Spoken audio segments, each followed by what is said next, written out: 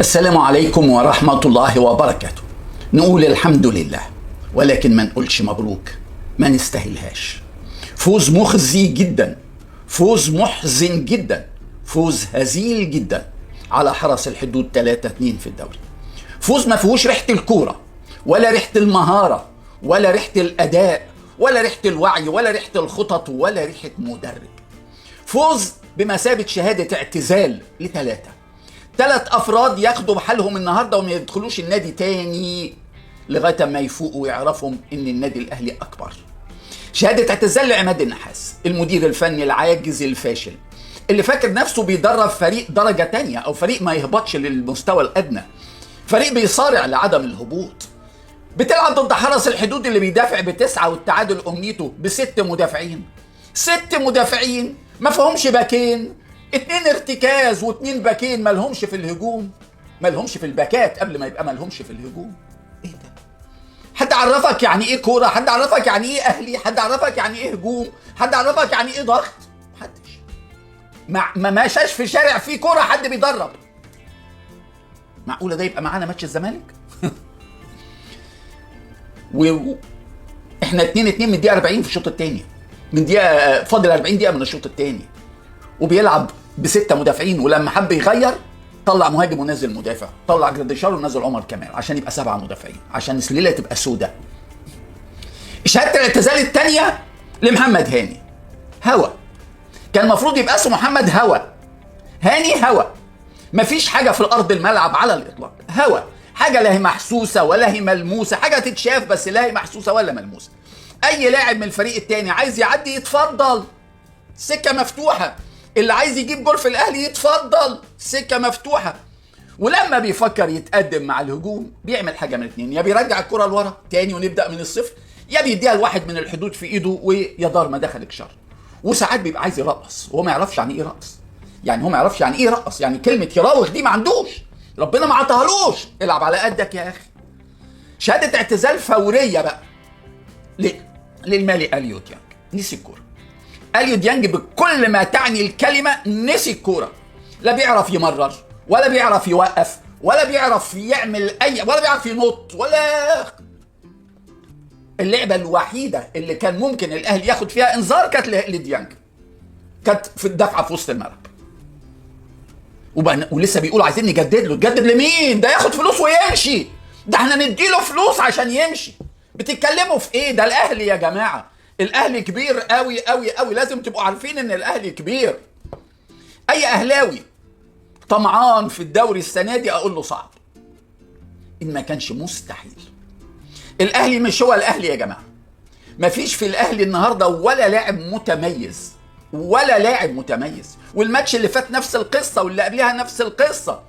كل لعيبه الاهلي يا اما نص نص يا اما ملوش فيها خالص خالص خالص، ولازم يقعد او يعتزل او يمشي او ايه ده. الفريق ده اتصرف عليه فوق المليار جنيه، بس اتناوب عليه 3 مدربين. كولر في اخر 6 شهور، وبعدين ريبييرو خد له 3 شهور، والنحاس في 3 أسابيع جاب اللي ده وده ما عملهوش في 9 شهور. احنا دلوقتي محتاجين فريق، مش مراكز، فريق يعرف قيمة النادي الاهلي.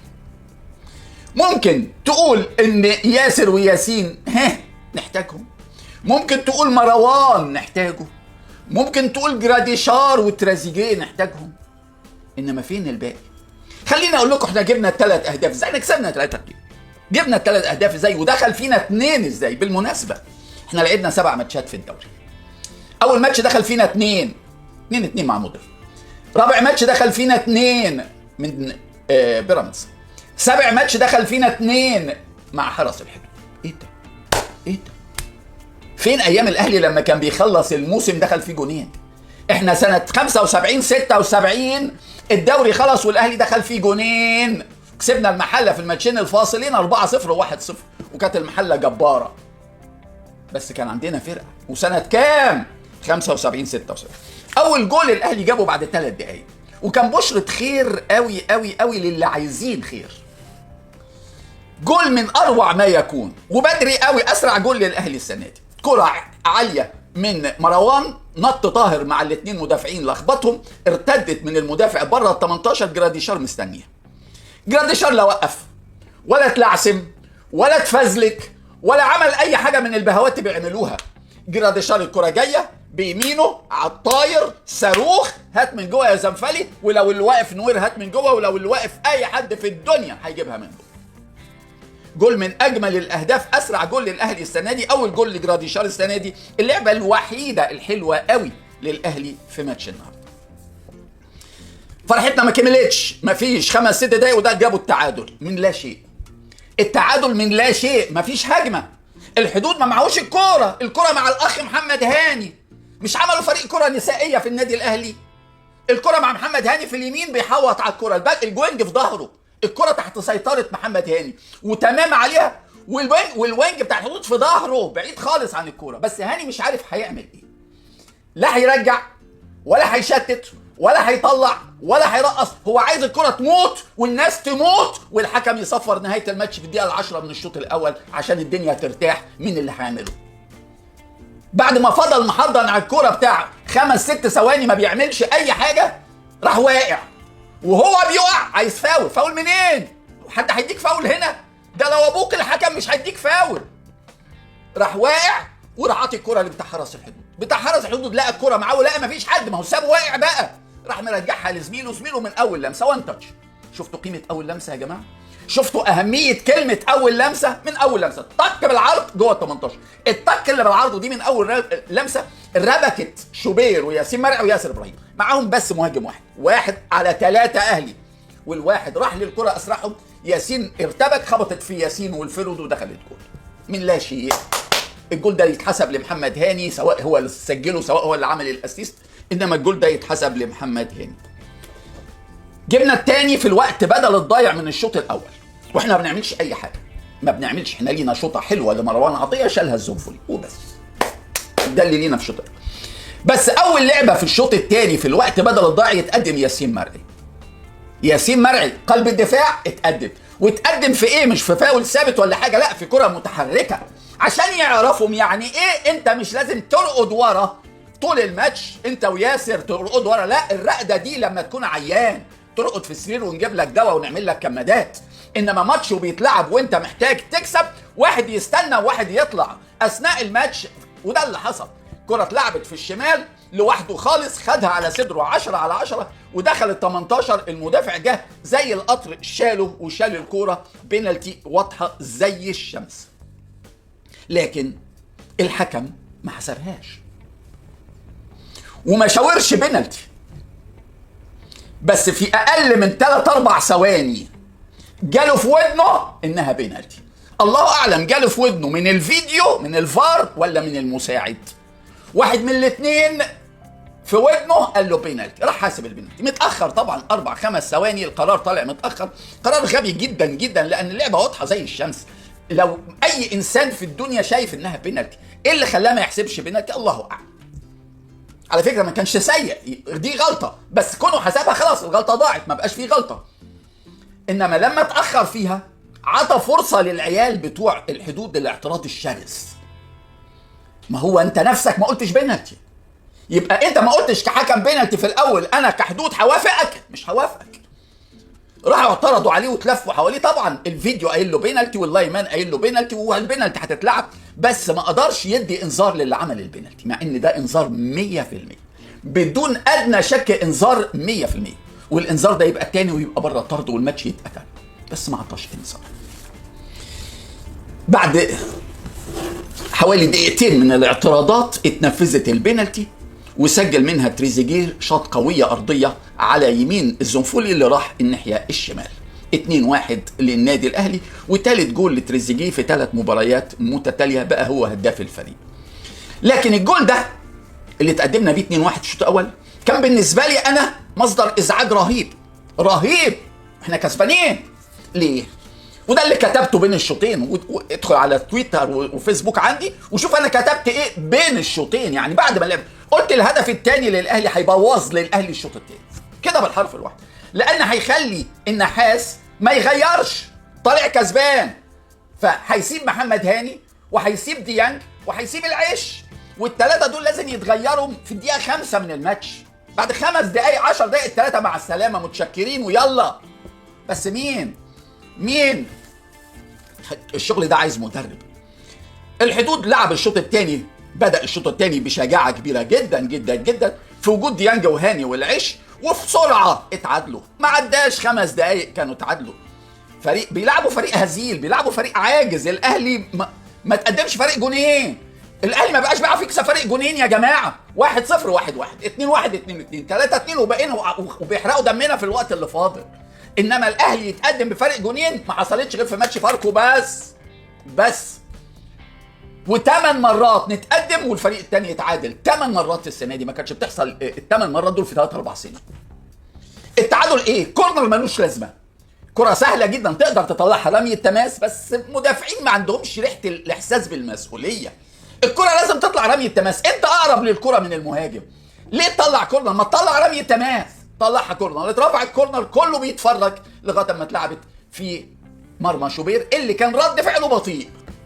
لان ما هو انا كجول شايف الدنيا حواليا بايظه، شايف المدافعين بتوعي جواسيس، فلازم مستواه يتهز او ثقته بنفسه تتهز.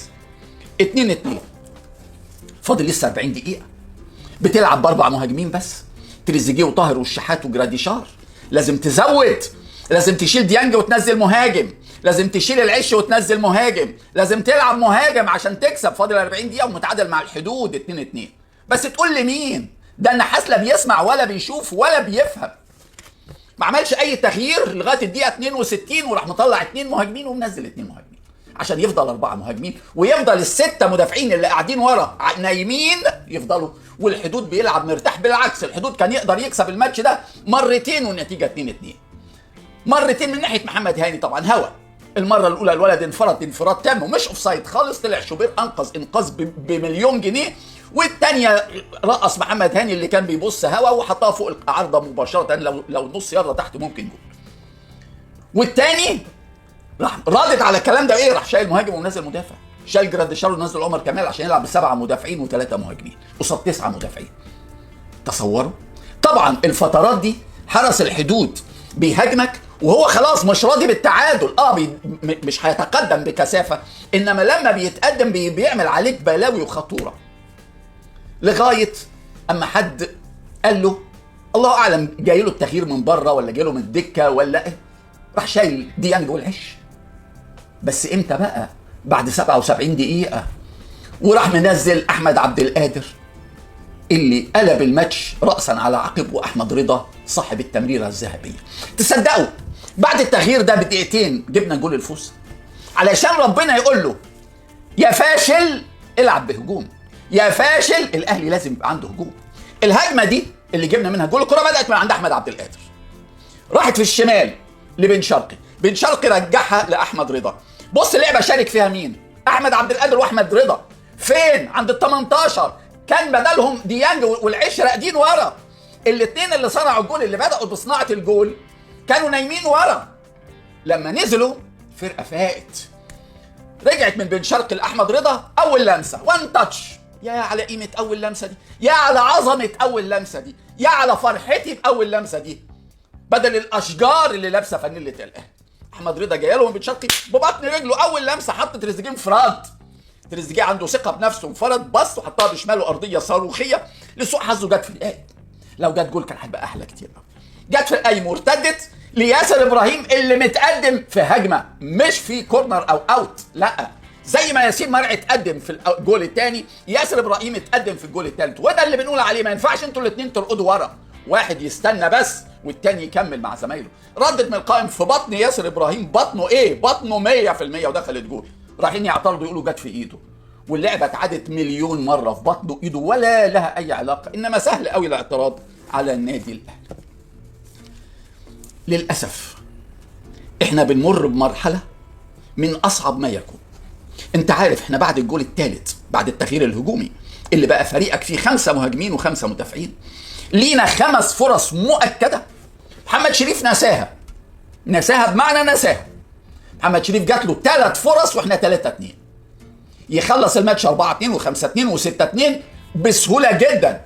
تريزيجيه حطها له هو والجول، يقوم يشوطها في اخر الدنيا، تقعد مثلا 8 ياردات 9 ياردات عن الجول، زيه زي اي مدافع بينقذ كوره، بس ما حدش سقف له من المدافعين على اللي عمله. وكورتين سقطوا له، هو مش هنا تركيز زيرو. وغير فرصتين تانيين، واحده لبن شرقي وواحده لتريزيجيه. سبحان الله سبحان الله. إلا لما لعبنا ب5 مهاجمين الفريق شم نفسه في اخر ربع ساعه. في اخر ربع ساعه انت 3-2، جمهورك خايف قوي ان هم يتعادلوا، وكل الفرص للاهلي وكل الهجوم للاهلي. صحيح هم تخلوا شويه عن الدفاع، لكن انت لما يبقى عندك مهاجمين الدنيا بتفرق فرق سما وارض. يا ريت يعرف، الله اعلم هيكمل معانا ماتش الزمالك ولا لا. انما كسبنا 3-2 وخدنا 3 نقط، انما المستوى بشع بشع بشع يعني.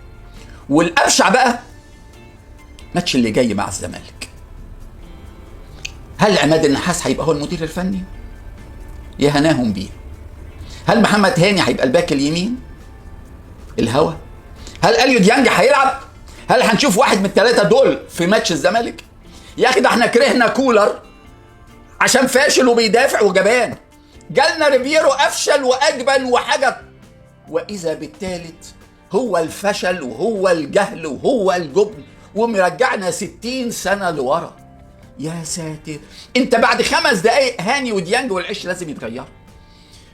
من بعد 5 دقايق لازم تزود عدد المهاجمين. لا عمل دي ولا عمل دي. الحدود اضعف فريق في الدوري عمل جيم على الاهلي خلانا مرعوبين. انما لما يكون محمد هاني لاعب اساسي في النادي الاهلي، يبقى المدرب ما عندوش فكره والفريق ما فيهوش لاعبين. ولما يبقى ديانج اساسي في النادي الاهلي، يبقى لا عندك مدرب ولا عندك فريق. ولما العش يبقى باك شمال، يبقى انت ما عندكش لا مدرب ولا فريق. الاهلي يا جماعه محتاج قوي قوي قوي قوي قوي. حابب في الاخر